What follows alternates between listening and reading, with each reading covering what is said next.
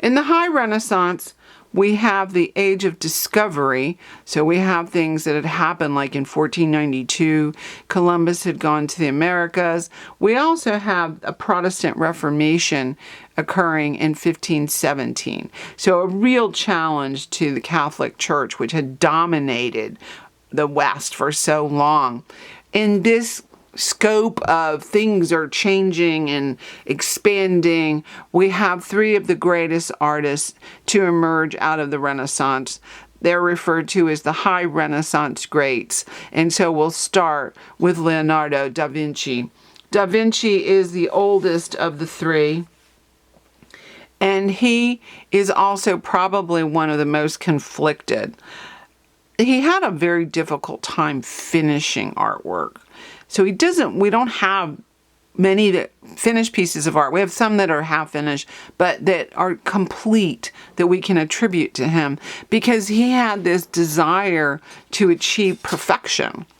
And so he could never quite get things done. He had lots of ideas. We could also look at him as a scientist, a mathematician. He built battle-ready instruments for the Duke of Milan, or he had ideas for them. He helped fortify the Duke of Milan's castle, and he's an amazingly fertile, as far as his imagination, person. I mean, look at this, large crossbow. Sorry, I had a glitch there. And this thing that kind of starts to look like a tank.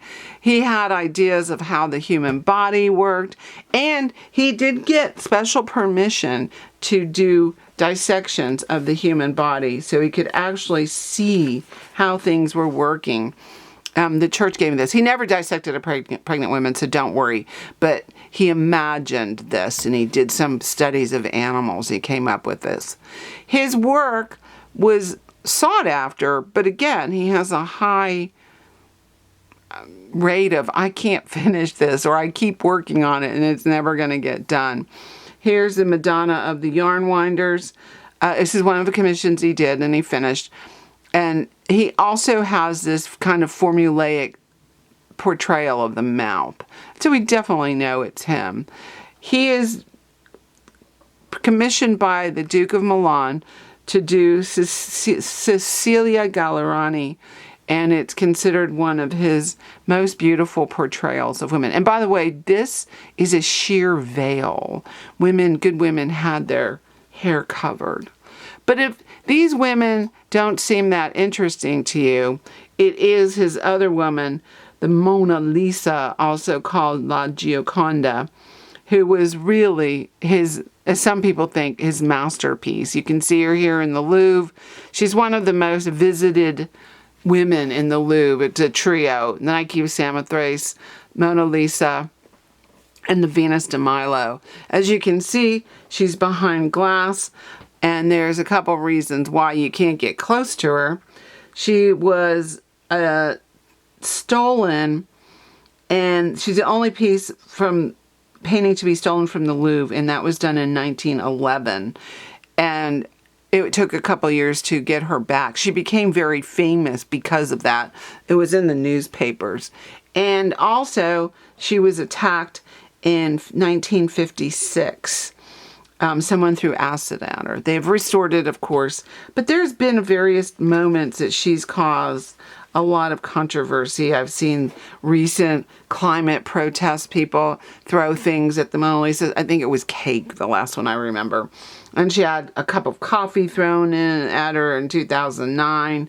But she is a mystery because we're not quite sure why she ends up in France with Da Vinci. Did he not finish it? Did he take it with him? We don't know if she was he was paid. We think that she was a woman who lived in Florence, but it's a mystery. If you can see that smile, again, it's kind of Da Vinci's thing. You also see in this painting his love of using atmospheric perspective. When we look closely at her, some people have suggested perhaps she's Leonardo. There's been some, studies done. They have the retina placing is correct. Leonardo was a known homosexual in Florence. It's one of the reasons why he ended up leaving Florence, because they were kind of after him, if you will. And I say they, I mean the church. But we don't know why he took her with him. She is copied just as The Birth of Venus by Botticelli. We see her copied again and again and again. In fact, I see her worldwide. I have a t-shirt. I've got a couple things from the Bahamas. I mean, it's just crazy how much she is copied and revered as like one of the symbols of the High Renaissance. This was an advertisement I saw for a plastic surgeon. I thought it was funny. I put it in here. But the controversy of Da Vinci will continue when he does his Last Supper. It is done in between 1496 and 1498. And the controversy arises with the writing of Dan Brown's book, The Da Vinci Code. In it, it suggests that this image right here, this person portrayed, is Mary Magdalene. And the question is, where is the chalice with the wine? And the story, of course, that Dan Brown wrote was fictional, so don't take this seriously.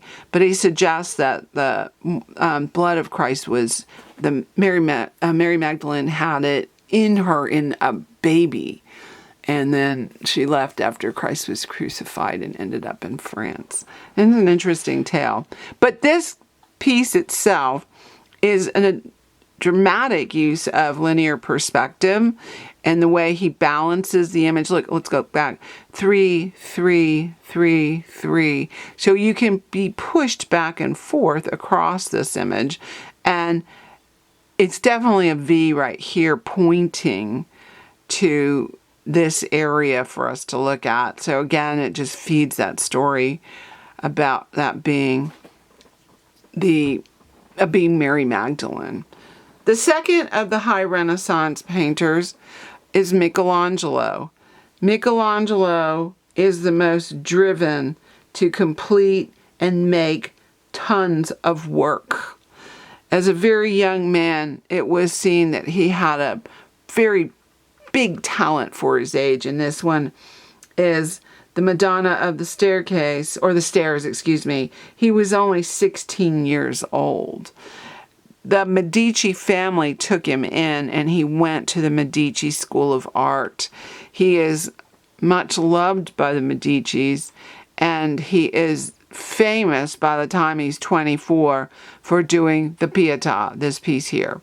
The word Pietà means, in Italian, is a image that shows Mary holding Christ after he's taken down from the cross. But this is the Pietà. So when you say Pietà, big P, you're thinking of Michelangelo. The piece itself is so amazing because of how realistic it is.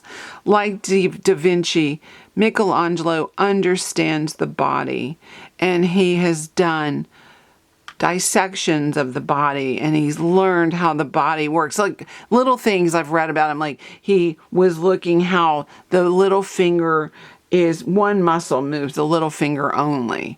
Like little stuff like that, but it makes a huge difference.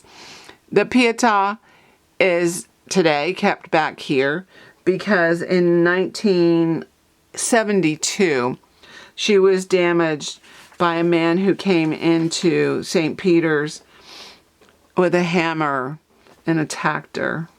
It's a sad thing, but they did put her back together as best they could. I mean, it's, from what I've read, within hours of that happening, restorers were here gathering up the dust even and reusing as much of the original as they could. The genius, of course, is, look at this. It's stone. And people said there was no way a 24-year-old man could have done that. And he got so mad that he carved his name here in this sash. This is the only piece of art he ever signed. In his mind, people knew when he did art because it was so great. And look at that. I mean, the ribs, the way the anatomy is. He's also played with proportion there, making Mary big enough to hold Christ in her lap. And I talk about that in another lecture on proportion. He comes back to Florence and he works on his David. His David in 1503 is 13 feet 5 inches tall. It is this again a symbol of Florence. It would have been outside here. Again, he's quite young when he's doing this, and he worked so hard on this. People reported him, for 3 months working nonstop. He devised a system where water poured on the marble so it wouldn't break and crack. And he stood in it so long his shoes would rot off of his feet. Today it's inside its own museum along with these unfinished pieces by Michelangelo. And as you can see, it is a very large image. This David is not like the David we see with Donatello. This is a powerful young man in the peak of his adulthood. And you see here how perfectly he represents the body. Look at the difference. This one's very slender and young, and this David is very mature. His intensity scared people at times. Some people didn't like the way this looked because of the intense gaze. But just look at that, the way he understands how the body works. I think with Michelangelo, you're seeing under the skin. The Sistine Chapel, which might be his most famous piece, but certainly for him is not something that he really particularly cared for, was a painting, repainting, I should say, of the ceiling. It was a starry firmament, so it's stars up there. And he did this in order to get another commission, but he didn't like painting. He didn't really consider himself a painter. He had trained and done some fresco work, and this is Buonfresco. From here up, it's here up is Michelangelo. So all of these lunettes plus the ceiling. With over 300 figures on the ceiling, he's told the story of the book of Genesis. And he also has included the ancestors of Christ. What you'll begin to notice when you start to really look up close at these, especially after this was cleaned, the ceiling was cleaned because it was so dirty. You can see here after the cleaning is how very muscular Michelangelo's women appear. He oftentimes uses men's bodies as models and just puts the head of women on here. This is a Sibyl, like a prophet.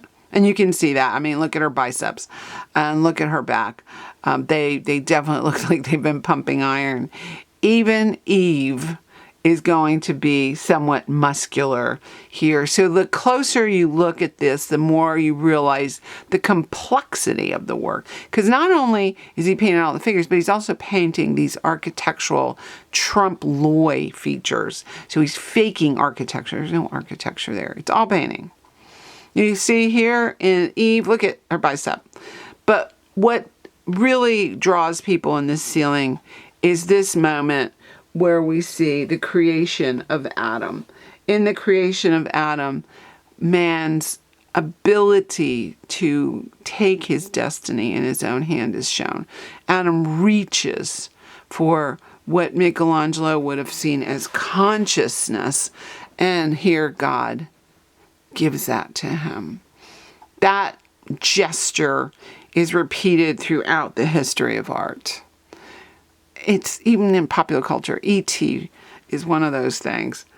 The Medici family, while Michelangelo did have a falling out with them, continued to employ him, and he eventually will do the Medici's tomb. This is for Lorenzo, and this is for Cosimo. And you can see that using of male bodies for female figures. This is Aurora, the goddess of the dawn. Finally, at the end of his life, he will have put together the St. Peter's Dome.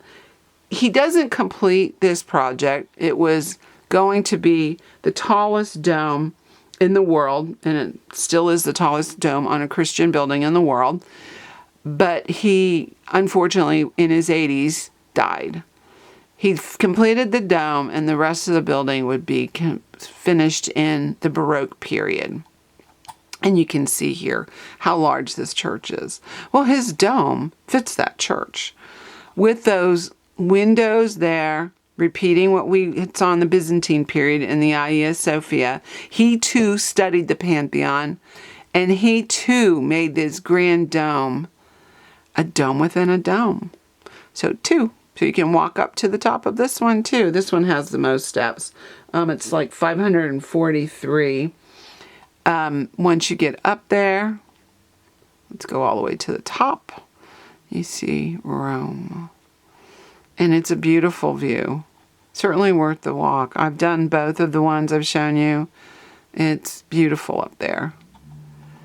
Finally, of the three high greats from the Renaissance is Raphael. He's the painter of the group, and he's the youngest one. Raphael's known for doing beautiful Madonnas. Look at her. As northern influence, as the blonde hair, she kind of becomes the Madonna we think of in the modern period. Notice too, he's perfected the halo. And his Madonnas, again, are beautiful. But certainly, his interest in the character of people gives us an insight into people's personalities, the arrogance of this man, the kind of reticent feel we have for her. She's kind of shy. And the power of this Pope. Well, he's a cardinal. He'll eventually become the Pope. And we see that all, and it's profoundly affecting. But his most famous image is the School of Athens. The School of Athens represents the idea that the Renaissance was a part and just a continuation, if you will, of the ancient traditions in philosophy and painting and art and everything. And it is certainly a great painting. His School of Athens is using people like Michelangelo here and Leonardo here to display the ancient philosophers, and you can see who they all represent. So don't forget that. He marries together the ancient and the new. It's a continuation of the classical period.